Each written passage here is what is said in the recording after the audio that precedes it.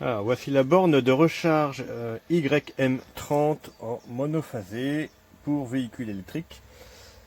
Donc celle-ci est alimentée en 230 volts monophasé,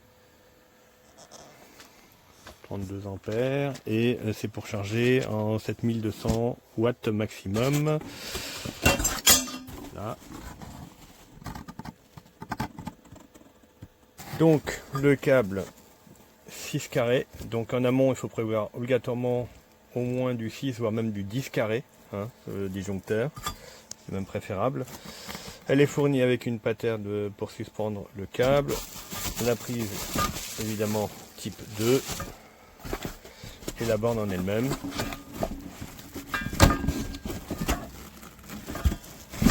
Voilà, avec son support métallique qui se greffe en dessous et il y a 4 vis pour la fixer.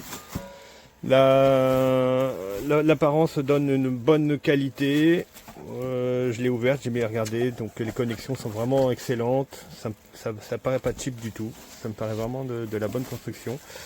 Là sur la face avant, on a l'état de charge en vert clignotant, rouge en cas d'erreur. Voilà. Il y a une petite notice qui est fournie avec, qui est succincte et puis un peu étonnante, parce que si on veut choisir le français dessus, par exemple, FR est ici, et on se retrouve avec une autre langue derrière. Il faut aller beaucoup plus loin pour retrouver une partie de la suite. Voilà, à partir d'ici, indicateur de charge. Comment la brancher? Donc nous, c'est la version monophasée, donc c'est le haut. Voilà, les précautions d'emploi.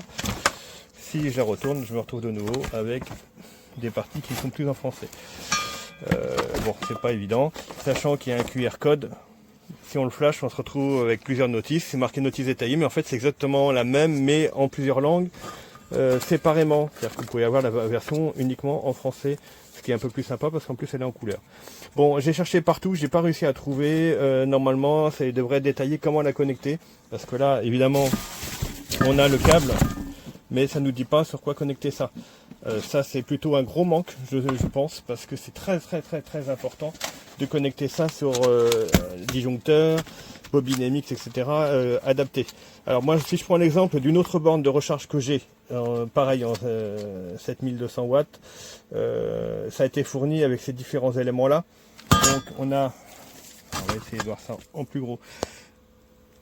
Un disjoncteur, un C40, un DT40N.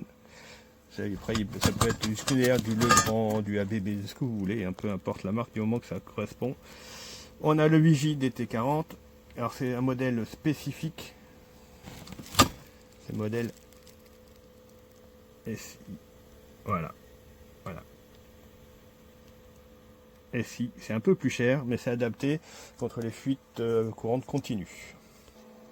Et enfin, la bobine MX. Voilà.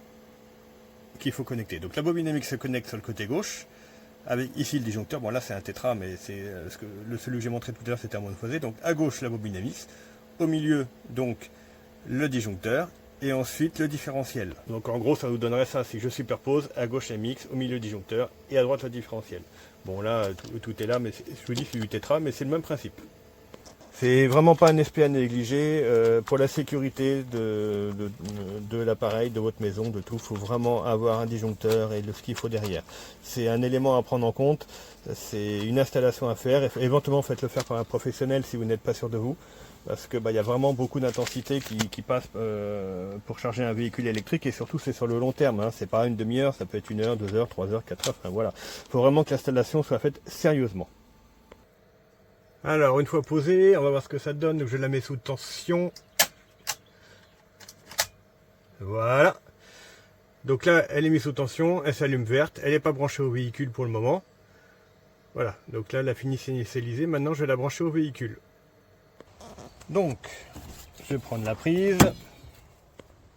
Prise tout à fait standard, hein, type 2. Voilà.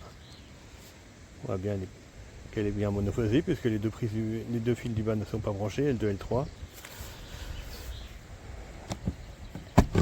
Hop. Voilà, donc moi mon véhicule actuellement est à 22%. Donc on va mettre ça directement. Voilà, véhicule bascule au bleu. J'ai mis une charge immédiate sur le véhicule parce qu'évidemment au début j'avais laissé la nuit, donc normalement elle va basculer automatiquement. Alors c'est un peu long, je vois, parce que ça met toujours connexion pour le moment.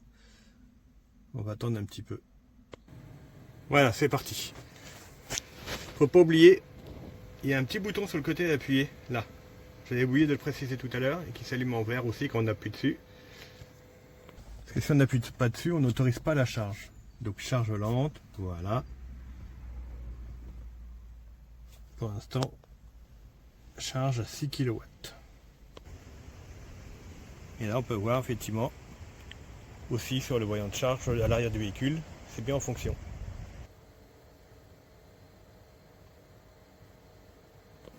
Petite précision sur la connexion, le câble de terre est obligatoire, hein. Il ne faut pas le négliger. Alors on va regarder au bout d'une heure ce que cela donne. 35%, donc 6,1 kW. Bon, faut dire que la température extérieure est à 12 degrés. Donc ça explique peut-être aussi qu'on soit limité à peu près à 6 kW, mais bon, c'est un véhicule qui n'a jamais chargé super rapidement sur secteur alternatif. Donc on a bien récupéré, on est passé de 22 à 35% et je suis passé à 110 km d'autonomie. On a récupéré dans les 8 et quelques kilowatts en une heure quasiment 10. J'ai pas d'échauffement ni au niveau de la prise, ni au niveau du câble. Oui, bah, il est tiède, ce qui est normal. Les câbles sont tièdes aussi, mais c'est normal, à 6 kW, c'est tout à fait normal. Donc voilà, bah c'est fini pour mon test. Pour moi, je suis content du produit. Je vous dis, le seul petit bémol finalement, c'est le fait qu'il n'y a aucune indication vis-à-vis de la connexion sur le secteur électrique. Sur un disjoncteur, les bobines MX pour sa disjoncte en cas de sous-tension ou différentiel. Aucun détail dans la notice ni sur leur site. Donc ça, c'est vraiment le bémol. Et c'est dommage parce que ça ne touche pas au produit finalement, c'est juste un manque d'informations sur la notice et éventuellement le carton. Voilà. Sinon le produit en lui-même est petit, bien fabriqué, solide, passe partout. Bon, le câble que vous avez pu voir, il est dessus, par contre on ne peut pas le retirer, donc la prise type 2 est toujours dessus, donc il faudra toujours veiller à l'enrouler éventuellement sur un support. Sachant que de toute façon le produit peut aller dehors ou à l'intérieur, hein, donc il n'y a pas de souci. Bon, moi je préfère le laisser sous abri, mais il est prévu pour ça. Voilà, bah, j'espère que ça vous aidera dans votre choix.